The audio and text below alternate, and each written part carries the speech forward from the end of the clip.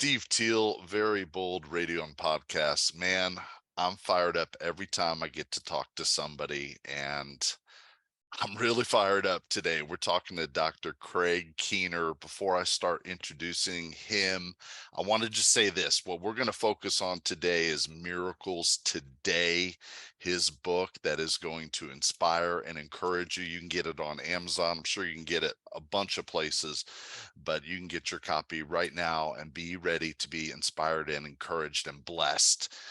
It's going to build your faith up if you just have an open heart and open Bible. It's going to bless you. I just love it. But I want to say hi to Dr. Keener and then give you a little bit of background, which makes this book even better because of who he is and the scholar that he is. So let's say hi to Dr. Keener first. How are you doing today, Dr. Keener? I'm doing great, Steve. Great to talk with you. Just call me Craig. Craig? Okay. All right, man. All right. I will try. It might slip out the other way sometimes, Dr. Keener, but I'm going to try to call you Craig. And thank you so much for just, you don't really have time, but somehow you have made time for this. And that's just a great blessing to me and the people that hear and watch. It's a privilege for me to be with you. Well, we'll find out if you say that at the end. I don't know, No, I really appreciate, first of all, before I get into the scholastic, amazing background and bio of Craig Keener, Dr. Keener, one of the things I really enjoy on his website, craigkeener.com or .org. It's .com, right? Yeah. Yeah. Is going there and discovering that he does cartoons, which are really fun. I really love them. And I just love any professor that would take time just to, write, do cartoons, draw them himself. And they're really fun. And then on your website, you have so many resources and short videos and opportunities for people to learn. I'm really excited. I've started watching some of them, and I'm excited to get to watch more and more. So just thank you for those resources that you're putting out there for people. Thanks so much. The cartoons are when I've been working too much and my brain is pretty well starting into the brain damage mode. I need something to just chill out. So So how often do you get just ideas for your cartoons? I mean, are you sitting in seminars or teaching, or when did they come? when I'm teaching, I can't write them down. I just jot down I can't do them in the shower either, but that's usually when they come. But I'll jot them down when I think of them, and then when I get some free time on my day off, I do take a Sabbath each week. Good. Or just when I'm like I can't think anymore and I can't sleep yet, so I'll sit down and draw some of the ones that I've jotted down. That's great. So you're not putting all of them up there then. Are you putting all of them pretty much up there? You mean putting up all the All cartoons? the cartoons, or sometimes do you write them and like, I'm not going to put that one up, or do they all make it up Oh, pretty much? no, I jot down the ideas, but then Okay. to actually sit down and draw them, I don't do that as soon as the idea comes to me. Of course, Okay. sometimes I look at the idea and I'm like, what was I thinking then? But anyway. I love it. I love it. All right. I want to get through trying to explain for people who don't know you.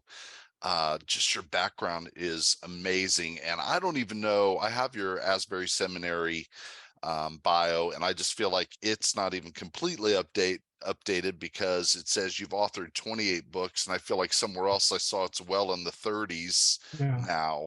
So I think I don't know, I wrote it down somewhere 35 or something crazy. A lot of Like books. 34. 34. Okay. 35 Six. is going to take me a while to finish. It is. Yeah, I'm working on 35. It's going to take a while. Okay. Why is that? What is that? It's a big Mark commentary. Oh, Like my Acts commentary took 10 years. The big Acts commentary, not the shorter one. right. So this one is taking a few years as well. Okay. What do we have kind of a idea of when it might be published, or no? It'll probably be finished in a couple of years. It'll probably be 3 volumes, but I'm really I didn't realize there was that much there, but there's so much as I'm digging in. There's just so Okay. much background, and oh, Mark is brilliant. Uh, He he really is. yeah, I've just started as I'm reading rereading through the New Testament, and so I did the Gospel of Matthew, and I did it through just a couple of times, read a lot of notes, and right now I'm in the Gospel of Mark, and it's I've got questions for you I could ask you about that. Not, I mean, I'm not planning on it, but I was like, man, what is Mark doing here with this? And then seeing him bring some just kind of random sort of things together. He'll mention a couple times that it was so crazy, so busy that they didn't have time to eat. And he mentions it twice. I'm like, this is my kind of guy. He's concerned about getting his meals. So I love it. And there's one other thing, I'm just going to mention it in case somehow at the end we get through it. There's a couple of chapters early where the word that just keeps coming up to me the second time through is beg. Like they're begging Jesus, whether it's the demons begging Jesus to send them into the pigs, or the people begging him to leave. And then exactly. it just seems to come up. I don't remember how many times, but like 5 or 6 times. Those are both in the same passage, 5:1 through 20, where it is fascinating, though, the interplay of those. And I mean, it's not the only place in Mark that occurs, but those two occur so close to each other. It's clear that it's playing on that people don't know what they're doing when they ask him to leave. Uh, Right. the demons want to stay, and the people want Jesus to leave, and Jesus is the one who really can help them. But yeah. Right. Yeah. Yeah. And then the man who's been delivered, he begs Jesus to go with him, Exactly. but Jesus has a mission for him, a different mission. Right. Yeah. It's I've got my New Testament right here, and it's just there's so many, and then it just seemed to continue another two or three, and I would have to go back and just look at the interlinear just to make sure. Okay, it says implore, but is it really the same word as beg? And it is, and it's just crazy. So there's so much there. So I will make every attempt to read however many pages that you crank out of the Gospel of Mark. No promises. I was not an A student in seminary, so don't hold me to it. But I'm very excited for that. So man, that's cool. I did not realize you were working on that presently. Wow, that's exciting. All right, your Acts volume, just for example, how many pages is your 4-volume Acts commentary? It's about 4,500 pages. Oh my. That's why it took 10 years. But I mean, it's not. I'm not trying to just be wordy. It's. I went through. I think I cite over 45,000 extra biblical references from ancient sources to try to shed light on the background of what was going on. But I do have it condensed into one shorter volume with Cambridge University Press, and that Okay. one is, yeah, that one's actually in paperback. It's actually even affordable. Okay, well, this guy will probably be getting that one. So and I really, we're going to talk about miracles today, but I just want to establish for people, even just going back to the IVP Bible background commentary, um, that has over 500,000 copies, including editions in several languages, more than 50,000 copies in Korean. And this is, like I said, this bio is a few years old, I bet. So since we're up to 34 books, and at the time it said 6 of your books have been had awards in Christianity Today, the NIV Cultural Background Study Bible that you've written. So again, and you've won numerous awards and so many commentaries. I just want to establish for people outside of the realm of theology and all that stuff, just that, man, an expert in the Bible, in the New Testament, whatever you want to get it down to. I mean, to write commentaries on all these different books is just amazing. I've just barely touched on anything out of this 3-page bio. And in addition to that, you're married. You've got to say your wife's name for me, because I will not do it justice. What is your wife's name? Medine Musunga Keener. I Yeah. mean, I almost could say that. Medine Musunga? Uh-huh. Okay, all right. Yeah, you're giving me some grace there. And she also holds a PhD from the University of Paris 7, is that correct? Yes. Okay, Yeah. yeah. I think it And has a different name now, but that's what it was. It was just called something bland, University of Paris 7 back when she went there. I should qualify yeah, with the Cultural Background Study Bible. I didn't write the Bible. I just wrote the New Testament notes. that's all. John Walton John Walton did the Old Testament notes. Okay, all right. Yeah, The that is in inspired part your is from other, yeah. all right, that is in your bio. I failed to mention that, but it's just amazing. So then it's just really fascinating with all your scholarly background and opening up the Bible and writing so many words to help people understand the Bible and to teach the Bible and proclaim it, that then God has led you to write. And I'm not even talking about, and I've got it here, your scholarly work for seminaries and students, the 2-volume book on miracles as well. What led you to write these books on miracles when you're such a scholar? I love it. One of the objections that people have given to the historical reliability of the Gospels and Acts, and actually, Mhm. this was the original reason why people started saying, well, this can't be actually coming from eyewitnesses, is because some of the critics were saying, well, you never have any eyewitnesses who would claim anything like this. And I'm like, I know some. This Yeah. is strange. They don't think, what world are they living in? So um, I mean, back when I was an atheist, I would have assumed the same thing, but I know so many people now who've witnessed things like this. I've witnessed a few myself. So I was just looking around to make a footnote for the big Acts commentary I was working on, saying actually this objection is untenable because you've got plenty of people who claim to be eyewitnesses of these same kinds of experiences. And so as I was looking around to document, I was looking just for maybe a couple books, maybe a dissertation or something that would provide medical documentation for a lot of these, or eyewitness documentation for a lot of these. And I kept finding things here and there before I found those, those more detailed, lengthy ones.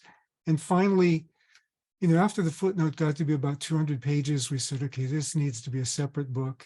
Wow. And finally, it was like 1,100 pages.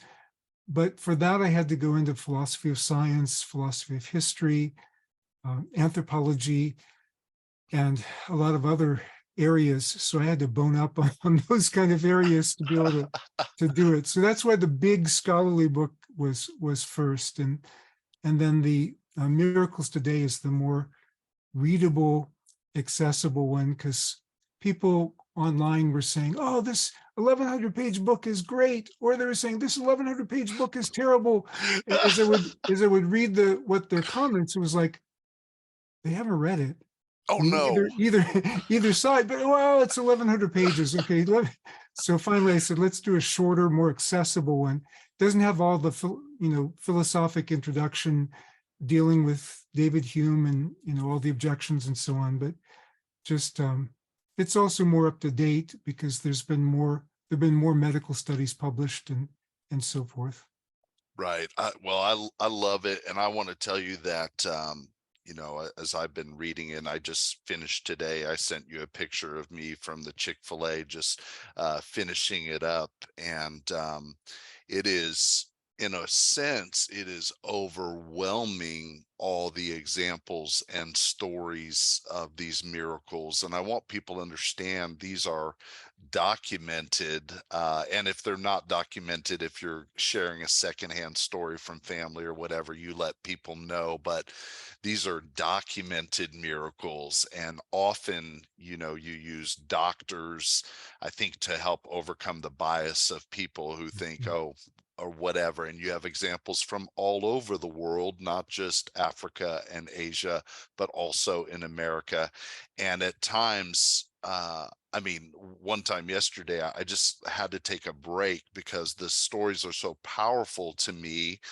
And but also at the same time, I'm entering the story and hearing these devastating things that are presenting these circumstances so that God can do a supernatural work and miracle, that I just had to like take a step back because it was becoming so emotional. I was crying, with just some of the way God's power and God's love and just some of the things that you say. I'm jumping ahead, but just want to say for people who may have been burned in the past by the church's teaching on miracles, being so pro about it that they lose sight of just the biblical wisdom that God presents. That you do a great job. This is such a good presentation of tons and tons of documented miracles, but also biblical balanced understanding, and just that, hey, God is not going to do this every time, but God does do it some of the time.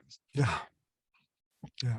So talk to me, you do such a great job. It's just chapter after chapter, one of the things that so much stood out, it became hard. I've got notes all over the place and I probably won't even get on them. So, but you talk about how, of course, from the scriptures, Jesus is the same yesterday, today, and forever. And so then I think you set out some of the miracles that we find in the Bible that I think most Christians get, that happened, even if they have a bias against them happening today. And then you lay out, several examples of how they have happened today. Is there one? I mean, for me, I'm reading hundreds of miracles, and it was hard for me to even catalog them in my brain, like this story, that story, because they're all so powerful. But if there's a miracle that kind of pops in your head, what do you start to share? Usually, if I'm just talking with somebody, like, personally, Yeah. I share the one that really got my attention most. Um, it was well after the footnote was underway, but it was when my wife and I went back to visit her country in Central Africa, and I was interviewing Antoinette Malambe. Antoinette, I'd heard the story before, but I hadn't, had opportunity to interview the witness or witnesses. So she told me about her daughter Therese when she was 2 years old. She cried out that she was bitten by a snake. Her mother got to her, found her not breathing. There was no medical help available in the village. So, of course, she would have gone to that if that were available, but she Yeah. strapped the child to her back, ran to a nearby village where family friend Coco Ngoma Moise was doing ministry. He prayed for the child. Child started breathing again. The next day, she was fine. Wow. So I asked Antoinette Malambe, how long was it that Therese wasn't breathing? And, of course, this is, as far as you can tell, it's not like they had, detailed medical instruments or something, Right. um, but she had to stop and think to get from one village to the next, because I don't think she even understood why I was asking this. Yeah. But to get from one village to the next, she said, that would have been about 3 hours. Now, 6 minutes with no brain damage, 6 minutes with no Yeah. respiration, no oxygen, irreparable brain damage starts in. Yeah. But Therese has no brain damage. She's about my age. She finished a master's degree in seminary. She just recently retired. And the thing that really got my attention, because I have some more dramatic stories than that, and some that are, well documented with, Yeah. because there you couldn't have the medical documentation. But Right. what got my attention is that Antoinette Malambe was my mother-in-law, and Mm. Therese is my Wow. sister-in-law. And not to doubt one's mother-in-law, but we did check with Coco Moise, who was the other witness. Of course, Therese was 2 years old; she doesn't remember, but Coco Moise, and he confirmed the story. Yeah, this is amazing, and there's just story after story. I wanted to ask you, even though we're veering a little bit away from some of these miracles, I wanted to ask, at the end of the book, you talk about some of the ways that God has worked in your life, which again is a little bit different from, I want people to understand that so many of these miracles are documented. But man, I would love for you to talk to us about some of the miracles that you saw in your own life. Sure. Now, these aren't on the scale of some of the ones that I try to, like the raisings or the blindness healed. We have medically documented Right. cases. I haven't witnessed it. So Yeah. this is not something in my own section, but Right. there are things that certainly made all this quite plausible to me. I mean, from my conversion on, I mean, my conversion, well, that's always a miracle when, the Lord Absolutely. breaks through in our life. And I was an atheist, and then some people witnessed to me on the street. I argued with them for 45 minutes, walked home so convicted by the Holy Spirit after I dissed them, you know, and I've been making fun of Christians so long. I mean, you have nice atheists and you have mean atheists. I was one of the mean ones. But later that, like 45 minutes, an hour later, I was converted Wow. by an encounter Wow. with the Holy Spirit. So um, and I had to eat crow because I had to go back and apologize to all these Christians I've been making fun of. But And what age was that at, I, Craig? I was 15 at that point. 15. So So, people think you can't really know what you're doing at 15, but that's not always true. right.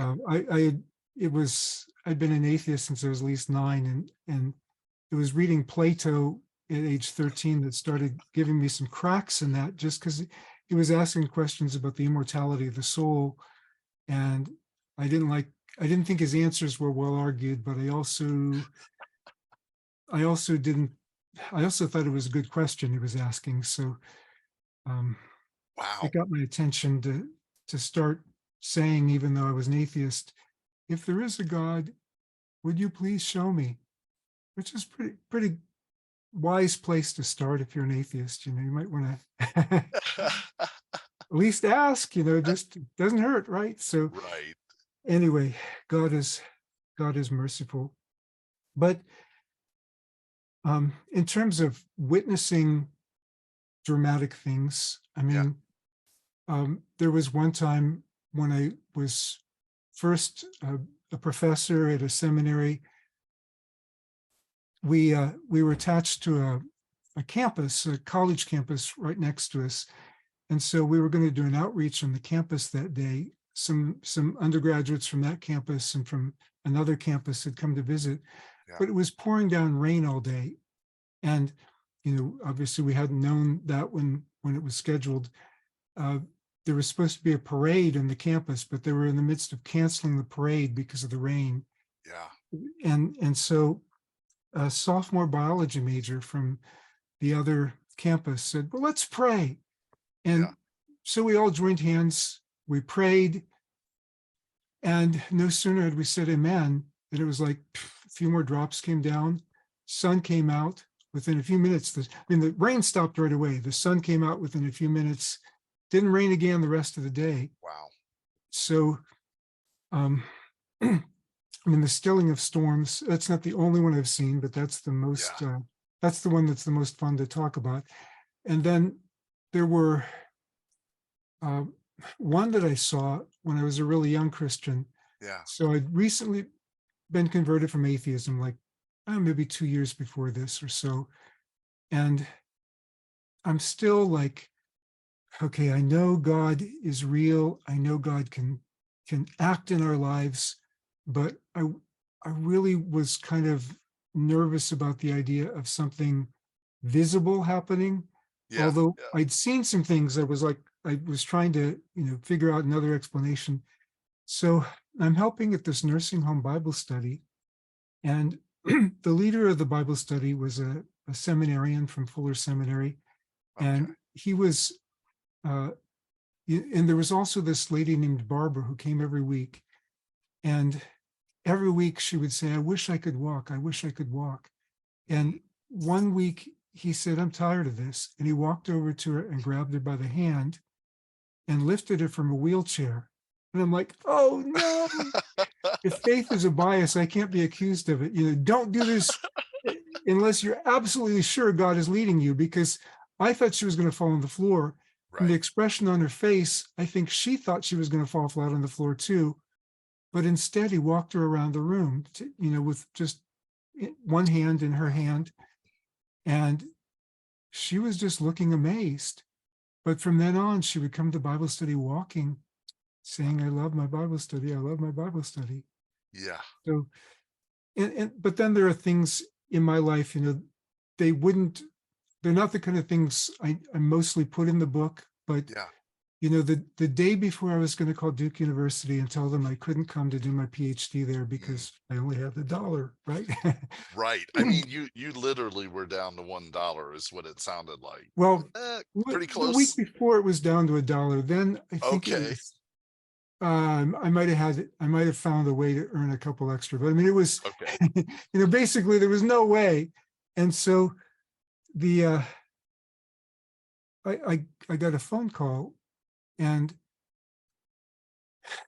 my my tuition was covered. Not by the school, but by a relative who just thought they should help. A relative who was not even a Christian. But, Wow. I hadn't asked for the help. I hadn't told them that I wasn't going to go because they didn't have the money. They just, anyway. I Um, love it. and then right after I graduated, and I was looking for a teaching position, and I didn't have one yet. Yeah. And I was praying, and you have all these stories of people with great faith. Yeah. That wasn't my case. Okay. This was just my gracious Father taking care of me and Yeah. his calling for me. But I was trying to have faith, but finally one day came, and this was pretty far along in the summer. So, the odds of finding a teaching position that late were very small. Yeah. And somebody said, "Well, just tell the Lord how much you need." I'm like, I don't think it works like that. But I did figure out how much I needed. And I was like, oh Lord, barring a miracle. And my mother, being a good mom, had been saying, "Do you have a job yet? Do you have a job yet?" Mm. Yeah. Yeah. And I was like, "I don't have a job yet." And so finally the next day I had to write to her and say, barring a miracle, and I said that like 3 times, I'm going to be on the street this year. Wow. Not Right. literally in the street. I mean, I could have found a fast food job, and Right. Right. I would have had to downsize my apartment. I don't know what I would have done with my research files. You couldn't put them on a flash drive back then. Right. Right. You can see. And Yeah. I so love it. I but less than 24 hours after I had decided how much I needed to live on, and right after I'd sent the letter to my mom, I got a phone call from the prospective publisher for the background commentary. They said, "We'd like to offer you an advance on it." It was to the dollar what I had decided the night before I needed to live on that year. And so that year I spent going from my research notes and writing the first draft of the background commentary. That's crazy. That is amazing. It just Yeah. blows my mind. Wow. Boy, that's it's pretty cool too, just to see the way God works, and he's so mysterious. You talk about in your book, um, of course, just giving a balanced approach that someone is healed dramatically over here, or they have a child who's healed dramatically of something just amazing, and then another child is their own child is not healed or has Yeah. something else. But it is also just when you can see just how God works, even just the little circumstances of, Yeah. if you had got that job as a professor somewhere. I mean, I don't know when you were going to write that book or whatever. Yeah. It's just really cool to see God at work. And even I think you mentioned in your book that you had published, which I think is amazing. You had published 2 books while you were a PhD candidate, maybe. Yeah. Yeah. I wrote them then. Happily, they came out afterwards. So I mean, they came out, I think, the first the first year out. So when I was, um, yeah, when I was writing the other one. Okay. Well, I think you mentioned that some of the other books that the royalties didn't come Uh, until after they were published. So when you were talking with InterVarsity, you're expecting that's going to be the same case, and right. they were giving you an advance. I mean, that's just really cool. All right, my thoughts. I apologize, are just going so many different places. I have the couple of water walking walking on water stories, um, and that come to my mind that pretty amazing. And also the other one that bounces around is even early on. I think that there was a storm or two, and your example was not to show necessarily that your prayer was working to stop a storm or two, but that people interpret the act of God in different Yeah. ways. I think your son, your son made a funny comment after one of those. But you tell me which one you want to talk about, the storms that you mentioned in the beginning, or the one or two of the water walking examples that you mentioned. Which one? Um, well, I can briefly mention the water walking examples. Both of these examples are from Indonesia, which of course has a lot of water. Yeah. Uh, but in neither case was it like just to entertain somebody, um, Yeah, like pool party where yeah, someone's, yeah. let me show off my water walking skills. Yeah. But it was like this was uh, needed for ministry. So in the one case, they felt like the Lord had told them to go evangelize in this one region, and the bridge was out. And so they got there, and the river was at flood stage. I mean, there were trees being carried downstream. It Yeah. was it was really strong, which is probably why the bridge was out too. And so they were like, "What are we going to do? We can go up like 50 miles, walk up 50 miles this way and to Yeah. the next bridge." But the team leader, who was one of the more bold ones, Mm, said, "No, I feel like God is telling me we can cross this."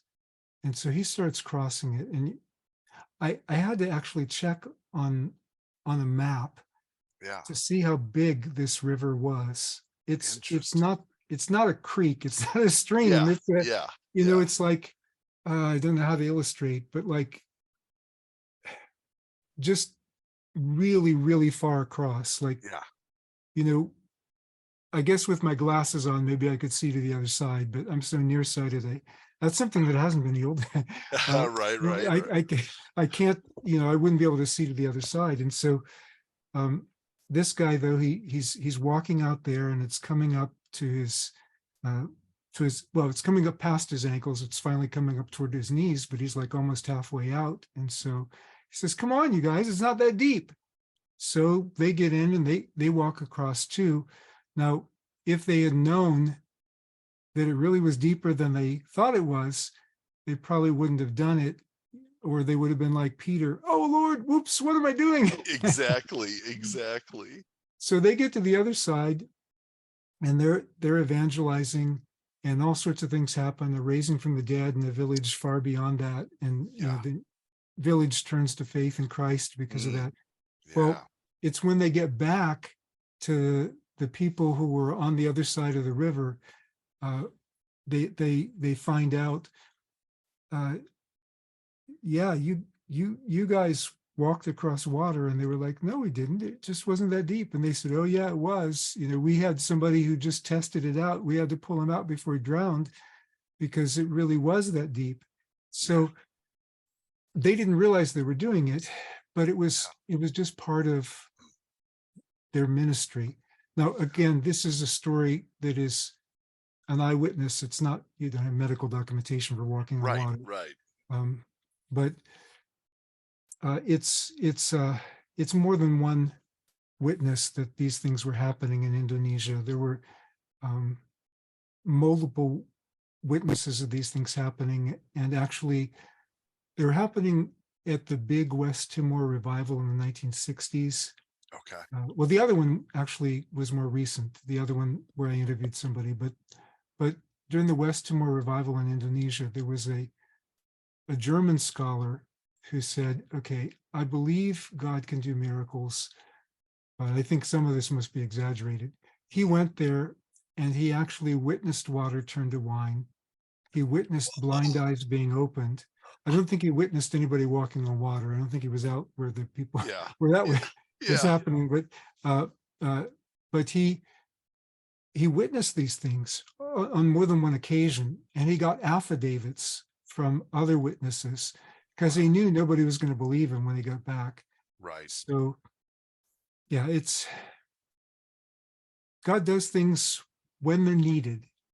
Right, right, right. It's amazing, man. He's so gracious, and I do love, how you talk about the doctors and how you talk about the babies, the kids that are healed, the babies in particular, just because it seems like our bless our hearts Western mindset that wants to reject or wants to think, yeah, that's Indonesia, yeah, that's Africa, whatever, or just bless us, and come up with, well, yeah, the power of suggestion or psychomatic sort of things. But it's hard for a baby to be under a psychomatic sort of situation. Can you think, and this is not very fair to put you on the spot when I've just read the book, but can you think of an example of one of those sort of baby stories that you remember? And I said it's not very fair. I could just open up the book real quick.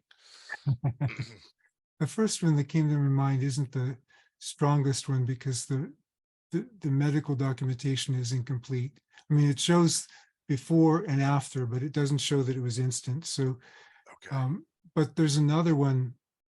Yeah, another one that I think of is where the baby was born dead, and they were. This one has medical documentation with it. In fact, the um, Mm, it's on video. The interview with the doctor who was there, um, two of the nurses who were there, as well as, of course, with the parents. And I think it was Dr. Judalina. Um, and they were like, this isn't the kind of thing that normally happens. So yeah. the baby was pronounced dead. The mother was like screaming, "God, please." Yeah. And the father was crying out to God, and this big sister was crying out to God. And um, while they were getting ready to just send the baby to the morgue, I think it had been like half an hour, um, the baby suddenly starts breathing again, Mm. and had no brain damage. And there are other cases like that in there.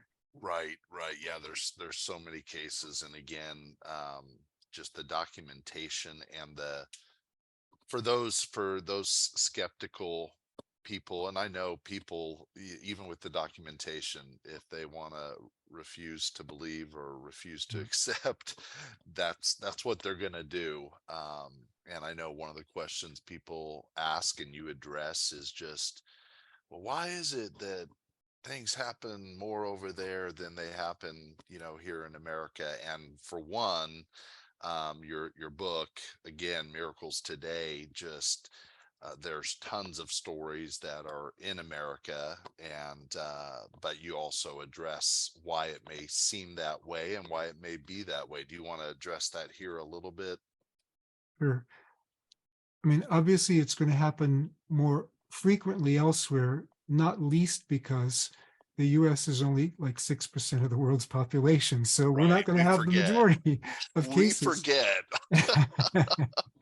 But also, there are other factors. I mean, it's like my friends in Africa say, look, you've got medical technology. That's God's blessing. Mm, Praise God for working through doctors and those things. It's not like, when Jesus multiplied the fishes and the loaves, afterwards he says, gather up the fragments that remain. They're not going to need a miracle for their next meal. It's not for our entertainment. that's It's right. because it was needed. Right. So we should thank God for that. Sometimes we don't need a miracle because God is working through the ordinary means he's created. That's the most common way God is working all the time, all around us. Right. Um, but then also, so part of it is the need, but also part of it is, I think, on the cutting edge of evangelism. That's with the groundbreaking for the kingdom. That's the kind of situation you have in the Gospels and Acts. So Yeah. you're going to expect it more frequently in those cases. You're also not going to expect it as often in places where people aren't going to pay any attention anyway, where people are Mm. always going to find some other explanation. I Ah, mean, and that's not surprising. I mean, when Pharaoh sent his army into the sea to chase Moses down, it wasn't because they hadn't seen the pillar of fire. It that's wasn't right. because they hadn't seen the water part. It's because they had a different theological explanation. Well, our gods are more powerful than your gods. Right. Or when Lazarus is raised from the dead, and some believe, but then some go their way and report it to the Pharisees and say, look, this Right. is what you got to do, is got to stop this guy. So, Right. I mean, some people in our culture are so predisposed not to believe, although I think if they see it themselves, might get their attention. I know Yeah. when I was an atheist, even hearing some of these stories would have given me reason to stop and think and just file it away for the moment. Yeah. Um, but also, we do have a legacy of Humean anti-supernaturalism. So, I mean, our worldview is not as amenable to this as some others. And I think that does affect faith. And like the stories I told you before from my own life, it's not like I have perfect faith myself. Right. I don't. But it only takes a mustard seed of faith. But for some Yeah. of us, a mustard seed comes hard because Yes. Yeah. we've been so socialized into, the first thing we do is look for another explanation. Right. That's not entirely wrong because you don't want to be gullible. People can Right. lie. Yep. Yeah. People certainly can misinterpret what a doctor says.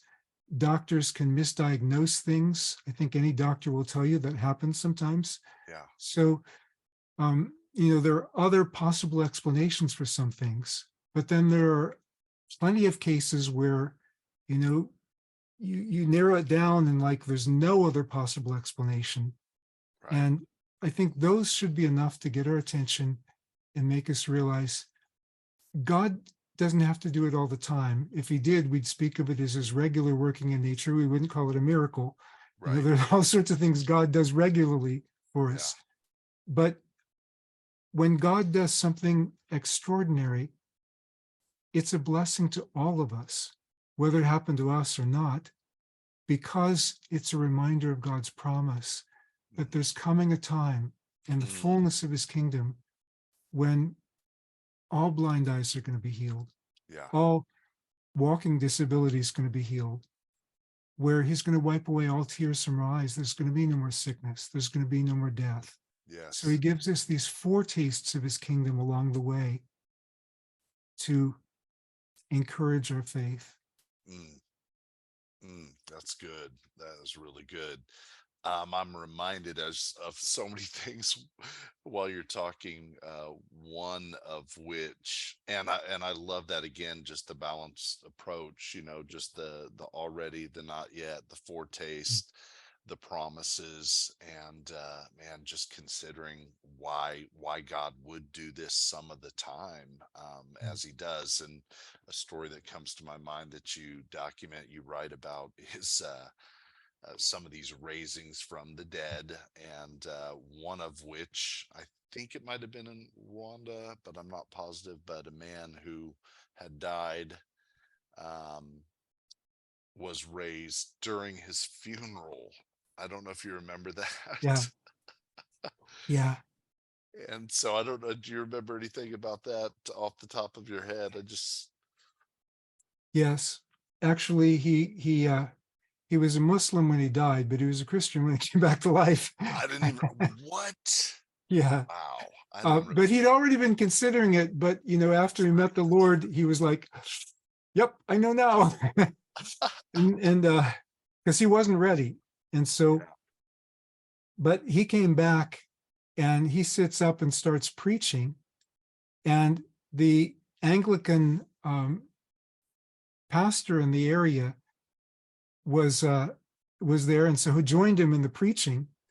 He had been witnessing to him before this, and the guy had been an imam before this, like Wow. his father was an imam, and so the whole crowd gets to hear the gospel. The whole crowd gets to see what just happened, and the guy, I've talked with this guy, but Yeah. also the Western historian who helped him write the book the first time through, um, was there in Rwanda and talking with the other people, and just they would run into people on the streets who were actually just talking with them about, yeah, we were converted at your funeral because because we witnessed this, so it's like just random people they'd run into. Wow. That is amazing. That is beautiful. I just love that God's Yeah, goodness and God's yeah. grace. Um, Man, let And, me let and me ask. and Go you go ahead. have you have also cases that are Yeah. reported by the doctors who were there as well. um, Right. like the one in West Palm Beach where the guy was flatlined for 40 minutes, Yeah. and the doctor had just signed the death certificate, and then went out, and the doctor was a Christian, and the Lord led him to go back and pray for the man to have a second chance to know the Lord. And the guy who was dead, Jeff Markin, his extremities had already turned black from cyanosis. So Wow. he wasn't just dead, he was very visibly dead. His face had turned black from the lack of oxygen. Wow. He came back to life, no brain damage. And uh, Sean George is another case in Australia, Yeah. where he himself was the doctor. That one wasn't instant. It was 3 days before he regained consciousness, but he had been flatlined for over an hour, Mm. and the other doctors were there. The other doctors testify this can only be a miracle. These other doctors weren't all Christians. I think one of his Right. colleagues was a Christian, one was a Hindu, one was a Muslim, but they all say this is a miracle. God Yeah. did this. And Yeah. so, um, that happened when his wife, Sherry Jacob, who's also a physician, prayed. But I mean, you've just got so many examples. And, Right. in my own immediate circle, again, I didn't witness any of these, Yeah. but people that I know and that I knew before, I knew their stories about the Yeah. miracles. There are 10 people in my own immediate circle or my wife's immediate circle who either witnessed people being raised or were themselves raised. A couple were themselves raised. Wow. Yeah, that's amazing. I couldn't break down, you broke down the numbers and the odds of, how many people, I mean, you're so close to that have experienced like these dramatic miracles. It's simply amazing. Man, I wanted to ask you. I want to ask you, just as a critical scholar, so well respected. And you mentioned that in the book, and for some of these doctors who are testifying about these miracles, that they can be criticized for that.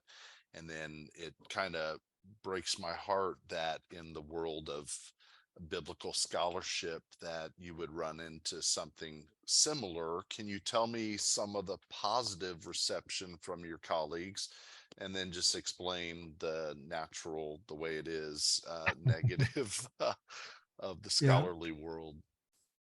yeah, yeah. It doesn't serve the purpose of my scholarly reputation to talk about this, but I figure the whole reason I went into scholarship wasn't to play academic politics. I went into Mm, it because I'm committed to truth, mm, and got a little bit disillusioned along the way when I found out how much academic politics there is. Not at my institution so much, but just in general. Um, but anyway, yeah. So I knew I was sticking my neck out, especially with the first book. That's why I worked so hard to document it. Yeah. so thoroughly, because I didn't want to be totally like nobody's ever going to read anything I write again. Yeah. But um, the reception from other most other Christians was pretty good. I mean, it was great with Catholics really liked it, and Protestants, evangelical Protestants Yeah. really liked it. Some of my mainline Protestant friends privately expressed their encouragement, but didn't say anything out loud. uh, but anyway, um, but then from atheists, some were respectful in dialogue, Yeah. especially in more academic settings. Some were predictably, especially online, were Oh, predictably, because you have yeah. to discredit this, or but my argument is not like you have to believe in God. Look at this. My argument is look at this. Just Exactly. take it into account for your worldview. If you can explain it some other way, and sometimes there are other ways to explain it. Recently, there was a doctor, and actually not a actually he's a Christian, but Yeah. I think he's a cessationist. Now, Oh, most cessationists I know believe that God still does miracles. yeah. But this one, I got the impression he doesn't believe God still does miracles. So he's like what you might call a hard cessationist. Yeah. Okay. So I'm not a cessationist, but I have plenty of friends who are, and they Sure. don't object to the accounts in the book because they say God can do anything. Yeah. Yeah. But Yeah. but so he was trying to explain the stuff away, and um, there's something called Global Medical Research Institute, Okay. where they actually get doctors and specialists to examine the cases. So, like one of the cases is a woman who was blind from organic causes for 12 years, Mm, clearly documented. hmm. Her husband, they had never seen miracles before. They weren't particularly charismatic. Yeah. Many of the accounts are from charismatics, but they Sure. weren't. Sure. And the husband, just in desperation one night during the family devotions, cried out, God, please help my wife. And suddenly she could see. And it's totally medically documented. It was written up in a medical journal. And so the doctor wrote this like scathing review. The more skeptical doctor wrote this Yeah. scathing review of my book, which I think really misrepresented what was in it.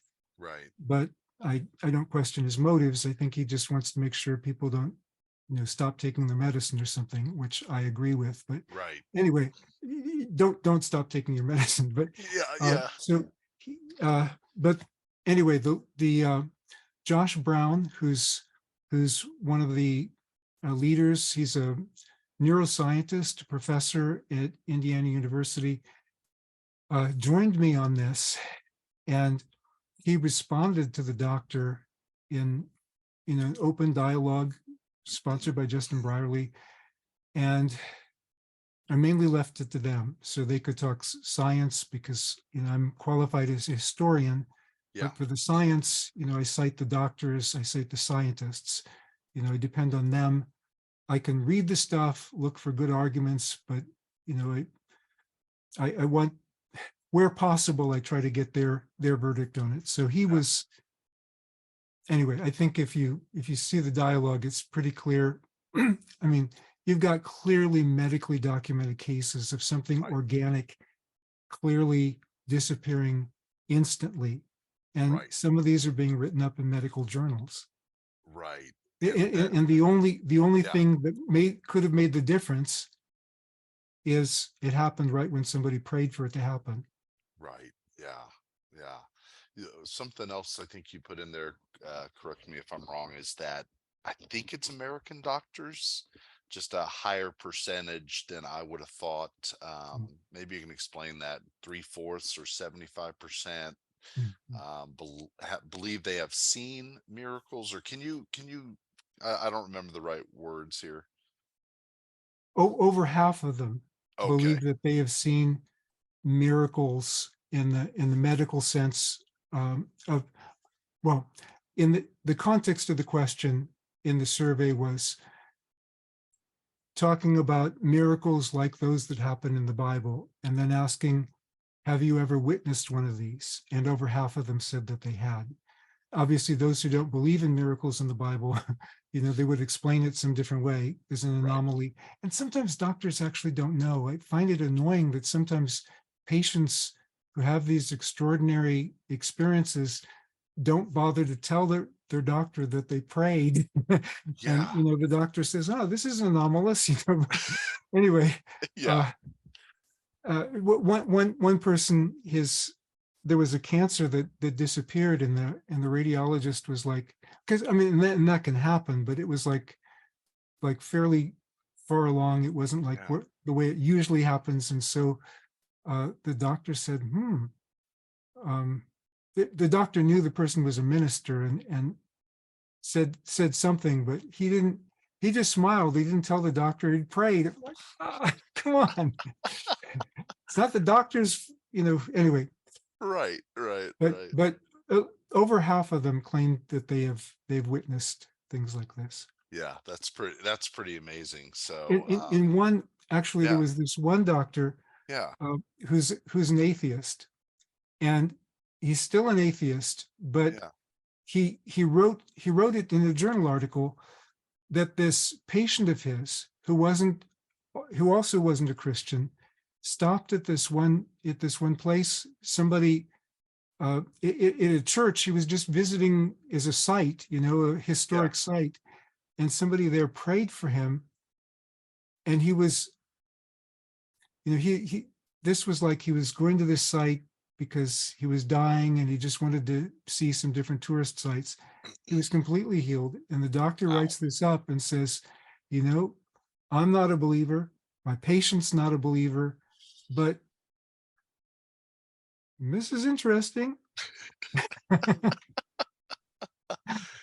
Oh man, that's amazing. I love that. Well, I'm reminded I had a friend many years ago who, because of circumstances of a loved one that was not healed and who had ton of faith, was, I would say, not healed here on earth, certainly Yeah. healed in the presence of God, and that's far better. But I recall that he tested God because of some of this frustration and hurt, and said, okay, well, God, and he does not have a relationship really with God, in my understanding. And so he said, well, if you want to heal me, and it was an eye situation. It was so many years ago that I don't even remember what his specific prayer Yeah. was, but I do remember that he was healed, whatever it was, not documented or anything. Even today, if I were to ask him, do you remember that you prayed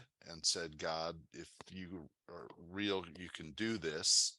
He would say, I don't remember that. Mm, So that's a different kind of blindness that we're talking yeah. about, of than spiritual blindness. But boy, it Yeah. just looks like God is moving and working in so many different ways. And like you said, just, I mean, the natural incredible beauty of this day that he's given us. There's so many things, the medicine that he does give us, the doctors and nurses that are called to these things, and other medical practitioners Yeah. that are dedicated to Yes. healing and health, and all of Yes. that, nutritionist, and all of it. Yes. God is at work in so many different ways. And yet I just personally am also encouraged, on top of that, just of God's power and grace, that he still shows up today throughout the world, to show new people, or to encourage people that prayer matters. And I do feel like for some of us in America, it's just, in the Western mindset, we just don't bother to ask. And we don't bother to just be open, and maybe God wants to do something beautiful and miraculous just because he's God. Yeah. And I really hope that people will give him a shot. I had a conversation with a friend the other day who is, I think he's more in the Baptist camp of, well, yeah, God still does wonderful things, but there's not gifts of healing and there's not this and that. I mean, then we just start arguing about semantics. But I said, well, if somebody prayed for healing 100 times and, you know, 90 times nothing happened, but 10 times it did, or even one time it did, I mean, I would still want to pray and, I mean, give Yeah. God that shot. So, Yeah. man, but I think it's beautiful. And I think I love your approach as a scholar and researcher that is, really documenting these things. Just I think it's so much better than just anecdotal evidence. And some of the footnotes that you have are just so much fun to go through and see. I think there was a blind woman who, then there's about a 6-minute testimonial video that you can find, who was healed as an evangelist was talking and came Mm, up to her and mm, mm, just you know mm, commanded that she be able to see or whatever. and mm, mm. and then you can watch the video of it happening. And of course, some of the skeptics, I think early on maybe there was somebody who was paralyzed. I'm Right. getting it all wrong. You're so much smarter than me. I love hanging out with smart people. I'm good with it. I'm okay too. But who was paralyzed for a long time, and then still, when they were healed, skeptics still Right. thought. Do you remember that story at all that Yeah, I'm that's maybe that's referencing? Gillian Knox, and I interviewed You so many remember people. their Yeah. name? So, well, I wrote the book, but yeah, I know, but but but you I didn't write it well, I yesterday. didn't remember. I don't remember all the names, but yeah, Yeah, I I interviewed people who knew her, and of course, there's videos from all the years that she was paralyzed for 22 years, 22. Okay. and it was after an automobile accident. But then when she was healed initially, her muscles are still atrophied Yeah. because she hasn't walked for 22 years. So she's got people holding her up on either side, but for the first time in 22 years she can feel from her hips down. She can actually move her hips under her own power. People said, "Oh, you call that walking?" Because she had people helping hold her up. But a month later, after she's had time to exercise those Yeah. muscles some more, she walks in under her own power. And the best explanation I heard from a skeptic for that is, maybe she just faked being paralyzed for 22 years. I mean, who in their right mind is going to fake it for 22 years? I mean, that's rather inconvenient. But then the one you mentioned about the woman on the video, Yeah. I interviewed her. Her pastor still keeps her old white cane in his office. Hmm. Everybody in the church knows about it. I mean, since the book has come out, somebody came up to me and said, "Yeah, I was from that church. I know her too." Yeah. But it's the things are uh, there's good documentation for a lot of it, and of course people people can give accounts.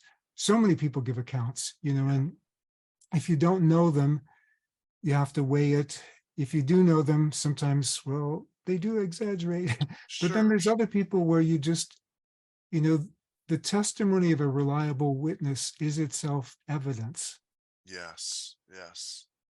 Yeah. That's good. That is And we good. would we would accept that. I mean, if it's a traffic accident, Right. the officer is interviewing people who are witnesses, and somebody comes up and says, "That's not what happened." And you say, "Well, can you tell me what you saw happen?" "I didn't see anything happen. I wasn't there. That's why I know it didn't happen." We don't take that seriously, but that's how Right. people treat miracles. Right. And Right. you can say, "Well, because we know that miracles don't happen," but that's a presupposition. And after a while, there's enough cumulative evidence, with the medically documented cases and Right. so on. I mean, Josh Brown, he was focusing on the medically documented cases, but also he was in Mozambique, where they did test people who went from blindness to seeing and deafness to hearing, and those are medically documented. But he actually witnessed blind eyes being opened while he was Mm, there. mm. So I would count that very heavily. I mean, David Hume said, "You never have witnesses who are credible, educated, have something to lose." Yeah, Here's a neuroscience professor. I mean, that's right. he has something to lose in terms of his reputation for Right, testifying of this, but it's what he saw. right. Yeah, and I love again just so many, so many stories that you use of doctors and Mhm, doctors, who began to pray when they saw something miraculous, so they mhm, incorporated more prayer. But there are, mhm, for the skeptics and people, I think it's great. I mean, it's great for me, and I'm not a skeptic. I'm coming in, excited to hear about mhm. God's move around the world, but I think for other people, it's going to really encourage them. And the stories, you're just so smart, you're just so brilliant. So all the stories that you choose of unbelievers being healed, and infants and babies and the doctors themselves, is just beautiful. So, like I said, I was moved to tears at times by the goodness of God, and also even the hard things that people were going through to get to the goodness of God. But it's just beautiful. So I'll call you Craig one more time, and then I'm gonna say Dr. Keener. But it's I want to give you an opportunity if there's anything else you just want to say. But I've taken more than enough of your time. But I'm Okay. appreciative. Thanks so much. Yeah, I did want to say Yeah. what you said earlier about the one in the Baptist camp. Uh, Actually, there are a range of views of Baptists, and Okay. I actually was ordained as a Baptist minister Yeah. um, in a Black Baptist church Yeah. back in the Love that. 1990s. So I've Love been that. I've been ordained now in two different denominations at different times. So Yeah. Assemblies of God at one point and Baptist at another. But just to say, but I hang out with everybody, so whatever. Yes. Um, Yeah. but also, there was a survey done by Pew Forum, very respected survey Mm, organization, I think in 2006, where they interviewed people in 10 countries, and they were interviewing especially Pentecostals and charismatics, but the total number of those who claim to have witnessed divine healing mm. comes out just in those 10 countries and just among Pentecostals and Protestant charismatics to be 200 million. And and that's just Pentecostals and charismatics in those 10 Right. countries. But as a control group, they used other Christians, those who didn't claim to be Pentecostals or Protestant charismatics, and about one third of them claimed to have witnessed divine healing. Wow. So that's not to say that, you know, anybody's going to say, okay, well, every one of these cases can only be explained as a miracle.